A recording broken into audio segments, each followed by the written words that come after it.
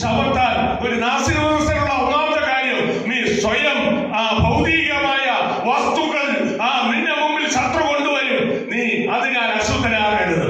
രണ്ടാമത് പറയുന്നു, നീ ശബത്താൽ അശുദ്ധനാകരുത്. സ്വതന്ത്രം ശബം എന്ന് പറയുന്നത് സ്വതന്ത്രം പിന്മാറ്റക്കാരെയാണ് കാണിക്കുന്നത്. വിശ്വാസത്തിൽ നിന്നും പിന്മാറിപ്പോയവരാണ് അല്ലല്ലേ യഥാർത്ഥ മരിച്ചവർ. സ്തോത്രം. സ്വതന്ത്രം 2 കാര്യത്തിൽ 6-ാമത്തെ നമ്മൾ വായിക്കുന്നു, നിങ്ങൾ അവിശ്വാസികളുമായി ഇണയില്ലപ്പെടകൂടരുത്. സ്വതന്ത്രം അവിശ്വാസികളുമായി. അപ്പൊ അവിശ്വാസികളാണ് മരിച്ചവർ അല്ലല്ലോ. ഒരുവൻ അല്ലല്ലോ ദൈവകൃപയിൽ നിന്ന് അന്യപ്പെട്ടു പോയാൽ അവനുമായി സംസർഗമരുത് അല്ലല്ലോ, അവനോട് സംസാരിക്കുക പോലും വരുത്. മൂന്നാമത്തെ നാസികനുള്ള മൂന്നാമത്തെ കാര്യം, നീ മുടി പിച്ചി പറിക്കരുത്. സ്വതന്ത്രം. എന്താണ് മുടി അല്ലല്ലോ? മുടി എന്ന് പറയുന്നത് ഒന്ന് സ്വതന്ത്രം വായിക്കാമോ അല്ലല്ലോ, നമ്മുടെ മേൽ പകർന്നിരിക്കുന്ന ഒരു അഭിഷേകമാണ്. സ്വതന്ത്രം. ന്യായാധിപ പുസ്തകത്തിലേക്ക് നമുക്ക് ഒത്തുവരാം. 16-ാം അധ്യായം അതിന് 17-ാമത്തെ വാക്യം. ന്യായാധിപന്മാർ 16-17. അപ്പൊ ശിംശോന്റെ മേൽ പകർന്നിരിക്കുന്ന അഭിഷേകം അല്ലല്ല എന്താണ്? അത് അവന്റെ മുടിയിലാണ് പകർന്നിരിക്കുന്നത് എന്ന് പറഞ്ഞാൽ ശിംശോന്റെ മുടിയാണ് അവന്റെ അഭിഷേകം എന്ന് പറഞ്ഞാൽ നമ്മുടെ മേൽ ദൈവം പകർന്നിരിക്കുന്ന ഒരു അഭിഷേകമുണ്ട്. അത് തലയിലാണ് അല്ലല്ല. ആ അഭിഷേകത്തെ നീ പിച്ചിപ്പറിക്കരുത്. സ്വന്തം. നമുക്ക് 1 യോഹന്നാന്റെ ലേഖനത്തിലേക്ക് വരാം. 1 യോഹന്നാൻ ലേഖനം 2-ാം അധ്യായം 20-ാമത്തെ വാക്യം. 1 യോഹന്നാൻ 2:20.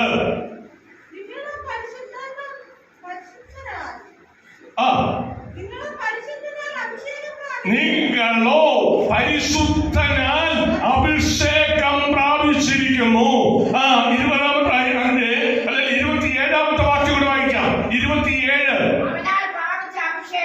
അവൻ ഞാൻ പ്രാപിച്ച അഭിഷേകം നിന്റെ മേൽ ഉണ്ട് അല്ലല്ല. അതുകൊണ്ട് നിന്നെ ഉപദേശിക്കേണ്ട കാര്യമില്ല അല്ലല്ല. സ്വതന്ത്രം. ഓരോ ദൈവ പൈതലും അല്ലല്ല അഭിഷേകം പ്രാപിക്കുമ്പോൾ തന്നെ, പരിശുദ്ധാത്മ സ്നാനം പ്രാപിക്കുമ്പോൾ തന്നെ ഒരു അഭിഷേകം നിന്റെ മേൽ പകരപ്പെടും. സ്വതന്ത്രം. ഈ അഭിഷേകം തെറ്റിദ്ധരിക്കപ്പെട്ട ഒരു കാര്യമാണ്. പറയാൻ പോയാൽ ബുദ്ധിമുട്ടുണ്ടാവും. കാര്യം ഇന്ന് നമ്മുടെ ഇടയിൽ വ്യാപരിച്ചു കിടക്കുന്ന ഒരു കാര്യമാണ്. ആ കാര്യത്തെ കുറിച്ച് ആരെങ്കിലും തൊട്ടാൽ തൊടുന്നവരെ വെട്ടുന്ന ഒരു കാലഘട്ടത്തിലാണ്. സ്തോത്രം. ഏറ്റവും കൂടുതൽ തെറ്റിദ്ധരിക്കപ്പെട്ട ഒരു കാര്യം. സ്തോത്രം. അഭിഷേകം പ്രാപിച്ചതും അന്യഭാഷ പ്രാപിച്ചതും പൊതുവായിട്ട് പറയാനല്ല, സ്വയം പറയാനാണ്. നീ പ്രാർത്ഥനാ മുറിയിൽ അത് പറയണം. നീ സ്വയം ആത്മീയ വർധന പ്രാപിക്കണം. ആത്മീയ വർധന പ്രാപിക്കുന്നില്ലെങ്കിൽ അത് പറഞ്ഞതുകൊണ്ട് കാര്യമില്ല. ഒരു പദം കൂടെ പ്രധാനമായി പറഞ്ഞാൽ ഞാനായിരിക്കാം. Praise the Lord. അവൾ അവനെ ഒതുക്കി തുടങ്ങി. സ്തോത്രം. ദാവീദിന്റെ അപ്പൻ യിശ്ശായി അവനോട് പറഞ്ഞു, നീ നിന്റെ സഹോദരങ്ങളെ പോയി കാണാൻ പറഞ്ഞു. അവനെ പാൽക്കട്ടയും ഒത്തിരി ആഹാര പദാർത്ഥങ്ങൾ എല്ലാം ശേഖരിച്ച് ഇവിടെ പടക്കളത്തിലേക്ക് പോവുകയാണ്. പടക്കളത്തിൽ ചെന്നപ്പോൾ അവിടെ കാണുന്നൊരു കാഴ്ച, ശത്രു ഇസ്രായേൽ ജനത്തിനെതിരെ തിരിഞ്ഞു നിൽക്കുന്നതാണ്. കുറെ നാളുകളായി ആ ശത്രു, ഏകദേശം 40 ദിവസമായി ആ ഗോലിയാത്ത് എന്ന് പറയുന്ന വ്യക്തി ഇസ്രായേൽ ജനത്തെ വെല്ലുവിളിക്കുകയാണ്. പ്രശ്നപരിഹാരത്തിന് വേണ്ടി ആരും മുമ്പോട്ട് പോകാൻ ഇല്ലാതെയായി. സ്തോത്രം. ഇസ്രായേൽ ജനം എന്ന് പറഞ്ഞാൽ വലിയൊരു പടക്കൂട്ടമുണ്ട്. നടത്തിപ്പുകാരൻ പുറകോട്ട് മാറുകയാണ്. സ്തോത്രം. എല്ലാവരും പുറകോട്ട് മാറുമ്പോൾ ഇതാ ദാവീദ് പടക്കളത്തിലേക്ക് ചെന്നു. ദൈവം നിന്നെ തെരഞ്ഞെടുത്ത് ഈ പടക്കൂട്ടത്തിലേക്ക് അയച്ചതാ, നീ സ്വയം പോയതല്ല. പടക്കൂട്ടത്തിന്റെ നടുവിലേക്ക് ചെന്ന ദാവീദ് സ്വത്രം ഇസ്രായേൽ ജനത്തെ നിന്ന കേട്ടപ്പോൾ അവന്റെ ഹൃദയത്തിൽ നിന്നും പരിശുദ്ധാത്മാവ് ശക്തി വ്യാപരിക്കാൻ തുടങ്ങി.